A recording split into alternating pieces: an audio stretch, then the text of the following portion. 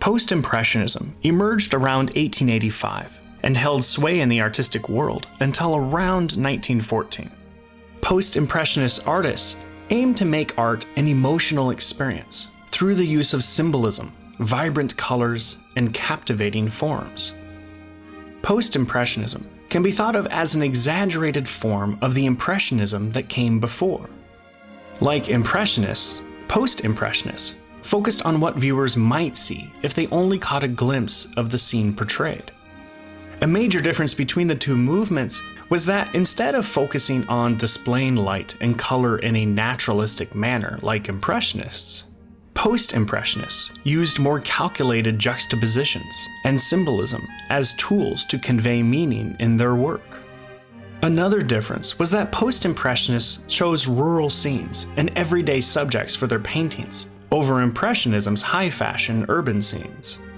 The impressions recorded by Post-Impressionists were less journalistic and more highly personal, and artists' thick brushstrokes drew attention to the expressivity of their art.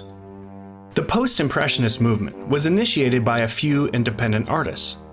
Paul Cézanne was the oldest of this group, which also included masters like Vincent van Gogh, Paul Gauguin, and Georges Seurat. Seurat had begun experimenting with color even before the Post-Impressionist movement took shape. He placed dabs of pure color next to each other instead of mixing them, like traditional artists did. That way, the viewer's eye could blend the painting's colors, which meant that the same painting could appear differently to different individuals. Cézanne used thick daubs of color throughout his work, often applying the paint with a palette knife. He experimented with reducing objects to basic geometric forms. Cézanne portrayed various elements as simplistic shapes and laid them out flat on the canvas, giving a decidedly abstract look and feel. His greatest complaint with the Impressionist tradition was that it did not allow artists to refine and harmonize the visual elements in the picture. This was the basis for the Cubist movement, which would grow out of Post-Impressionist art. Cézanne revived interest in the still life, which had been neglected by artists for nearly 300 years. His thick daubs of paint added dimension and expressivity to the still life objects. His real innovation, however, was incorporating multiple perspectives of still life objects in a single work. One example of this is the scene of apples spilling across a table next to an imbalanced stack of cookies in Cézanne's still life, The Basket of Apples.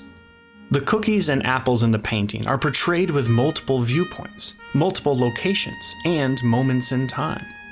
While Cézanne specifically avoided playing with light and shadow as his Impressionist predecessors did, the objects he features are vibrant and vivid because of his textured application of carefully juxtaposed color gradations.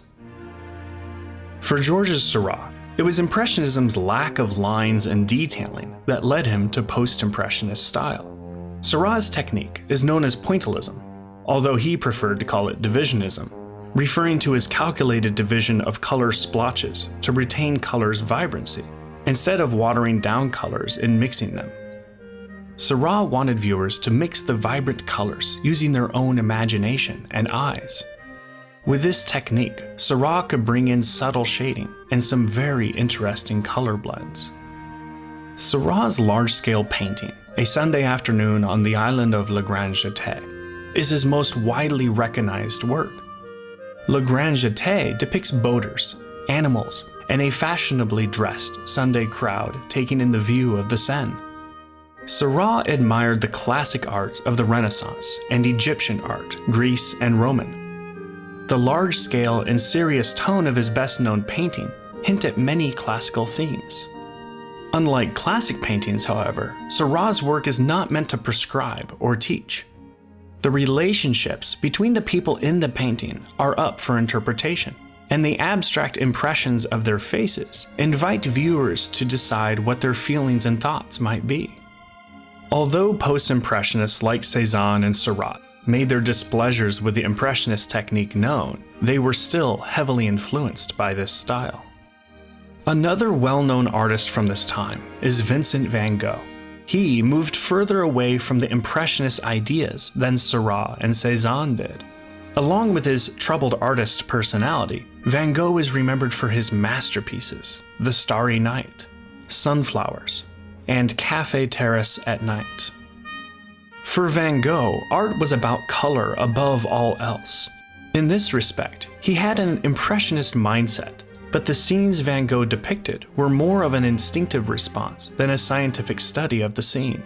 That meant he did not always do the meticulous study of the light and color found in nature before transferring his impressions onto canvas. His science was juxtaposing colors which would enhance or understate certain elements of his work. Van Gogh also moved away from realism, but he never overlooked the emotional aspect of his art. In this respect, I would say that Van Gogh was a particularly spiritual post-impressionist. Paul Gauguin is another spiritual post-impressionist. In his painting The Yellow Christ, Gauguin depicts three kneeling Breton women praying at a grotto. Gauguin's use of simplistic lines, shapes, and exaggerated color show the intense emotional state of the praying group. Gauguin had successfully adopted the vibrant use of color that Impressionists favored and tweaked it to achieve his own personal style, one that aimed to draw the viewer in emotionally.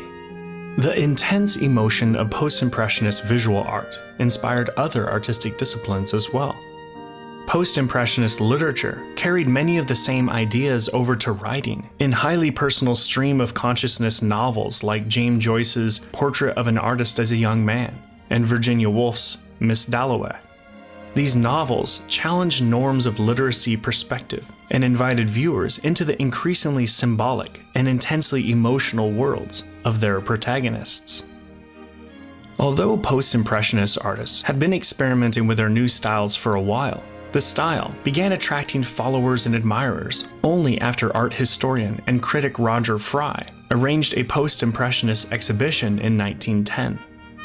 Fry, who incidentally discovered Cézanne's work, believed that the conventional art of the time was growing stale. He felt that the art world needed a shakeup of sorts, and that's exactly what he tried to achieve by displaying the art of Gauguin, Van Gogh, and Cézanne prominently. He called his show Manet and the Post-Impressionists. This was actually what gave the evolving style its name. The exhibition took the art world by storm, and Roger Fry did what he set out to do, to highlight the importance of emotional significance in art. The show brought substantial publicity to this emerging style. It also ensured that many more beginning and established artists would explore their own ways of challenging the limitations that Impressionism had imposed on their artistic expression. Post-Impressionist experimentation with color, form, and perspective would inspire Cubist artists like Pablo Picasso, Salvador Dali, and Juan Gris to stretch the limits of perspective, abstract form, and emotionality even further in the early 20th century.